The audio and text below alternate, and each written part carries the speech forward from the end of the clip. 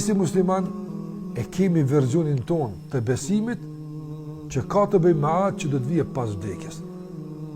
Dhe kjo është me rëndësi ta kuptojmë shikuar ndëruar, se në bazë të asaj që do të ndodhë pas vdekjes, në bazë të besimit që e kemi në atë që do të ndodhë pas vdekjes, në bazë të bindjes që e kemi për të gjitha ato që do të ndodhin pas vdekjes, në bazë të kësaj ne e rregullojmë jetën në këtë botë.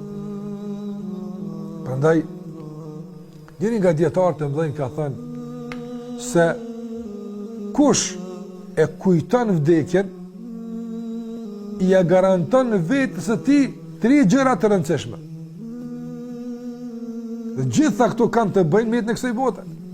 Prandaj kur ne si musliman flasim për vdekjen, absolutisht nuk synojmë që përmes vdekjes ta shkputim njërin nga kjo botë. Jo. Nuk synojmë që përmes të folit për vdekjen, ta dekurajojmë njeriu. Ta vërshojmë me zhgënjim dhe dekurojmë larg asaj.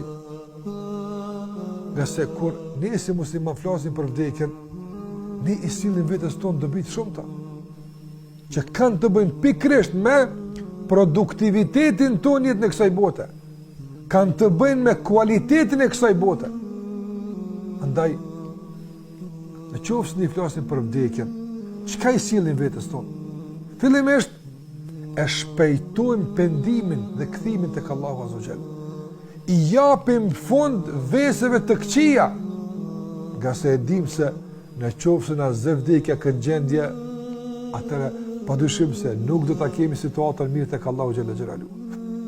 Sa njerëz për shembull nuk falin namaz. E di se kanë obligim, e di hoj se kanë borxh, e di se duhet mu fal, e pse nuk falësh, po çe din kismet. Në qoftë se i thuhet nesër kimë vdek, s'ka mu kismet. E pse pret me të thënë nesër kimë vdek? Ndoshta kimë vdek, ku e din ti? Andaj të folit për vdekjen, t'ja kujtojmë vetes tonë vdekjen, e përshpejton përmirësimin e gjendjes tonë. Ai që pin alkool, ai që luan në bastore, ai që ka bërë një haram caktuar, ai që përgojon, ajo që del pa shamin kokë në rrugë, ajo ata kështu me radhë të gjithë, ata që bëjnë mëkate, e që e shtyn pendimin deri në kismet, vdekja ajo është e cila u cakton datën e pendimit. Me një herë do të thotë. Ka se sikur që vdekja ka mundësi me ndodh me një herë, gjithashtu pendimi duhet të jetë me një herë. Cili për neve është sigur se jo, dikush mund, unë deri nesër nuk vdes 100%. Ku je ti sigurt? Çfarë garanca mund të japësh për këtë? Prandaj, shiko çfarë ndikimi pozitiv ka të folit për vdekjen në jetën tonë të përditshme. Pozitiv është. E dyta, njerëz në këtë botë i shkatërrej lakmia, i shpartallej lakmia për këtë botë.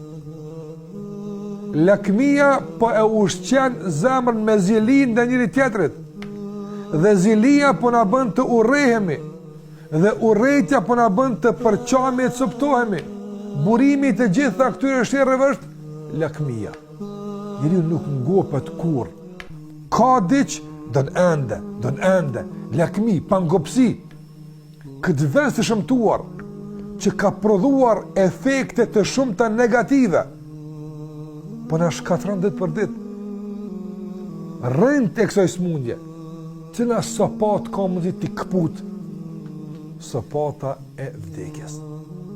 Njeriu që e din se ka me vdek, apo dhe asgjë nuk ka me marrë veti, nuk e të marrë asgjë për rësje punëve të ti, dhe llogaridhënies për Allahut Azza wa Jall, a e lakmon që në mënyrë të pandershme t'ja merr tjetrit pasurinë?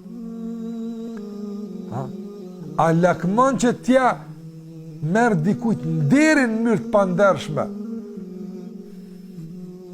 Që të flet për dikën keq, që të shpiv për dikën, për shkak të lakmis për autoritet, e kështu me radhë, padyshim se jo. Andaj shiko, këtë smundje të rëndë që ka kaplu shoqërinë, këtë dërzje të madhe që po na sill probleme të mëdha, shikues të nderuar, vdekja është ajo që e largon nga skena e përditshmërisë tonë. Atë kjo është e rëndësishme. Po vdekja nuk qen ka një lloj bisede të zhgënjerish dhe një lloj bisede të dështuarish, por është në islam, të këtirë nuk e di, në islam të folit për vdekjen është një lloj motivi, një lloj energjie e re për jetë që, sikur që e përmenda, e përshpejton procesin e përmirësimit dhe flakjes së veseve të këqija, apo? Dhe gjithashtu na mundson që të jemi të kënaqur me atë që kemi. Dhe mos ta lakmojmë atë që ka tjetër. Por nëse e dëshirojmë dhe na duhet të ndjekim rrugë të ndershme, jo që lakmia të na i verbon syt e mos të shohim çfarë po bëjmë, as çfarë po flasim, por me rëndësi është që ta kemi. Së më rëndësia kemi ndjek rrugë të ndershme, të mira, të moralshme, kështu më radhë. Ase këto pasojë e si lakmia. E kush e shëron këtë ndjekje? Dhe e treta, shumë njerëz janë gjynzuar përballë sfidave dhe problemeve. Apo fatkeqësia, problemet, depresioni më një herë, i themi se nuk ke kohë për të ndalë, e ke një jetë, a ja vlen këtë jetë, ta kalosh në këtë mënyrë, jeta ka dhe ngjyra tjera, mundohu, përpjeku, angazhohu, nga se vije vdekja e të zënë këtë mënyrë, ke mundësi me humbë edhe këtë botë, Allah në rujtë, por edhe botën tjetër.